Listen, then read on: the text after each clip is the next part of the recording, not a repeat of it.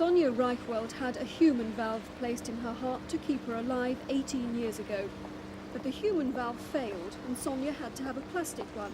They affect the blood, and now she'll have to take drugs for the rest of her life. Plastic valves tend to complicate one's life slightly more because of the anticoagulant treatment that's necessary to keep the valves working properly.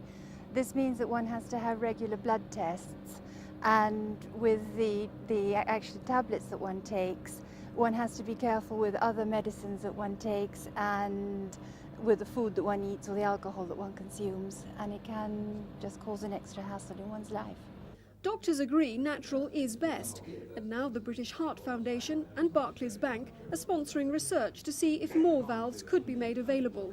The tradition is valves are stored for 6 weeks, and if they haven't been used by then, they're thrown away.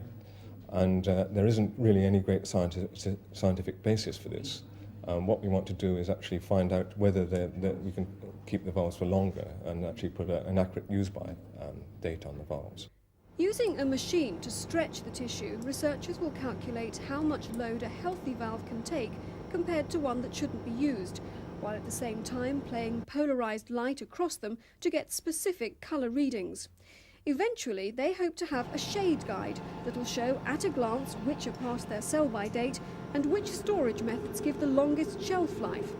The technique could not only double the numbers of valves for transplant, but also save money. Donor valves end up as being quite a lot cheaper than the artificial valves. How much cheaper? Any idea? The donor valves work out at about £500 a time, whereas the artificial valves cost about £2,000 a time, so it's about a quarter of the price. The research will take 2 years to complete. Mary Marr for Thames News.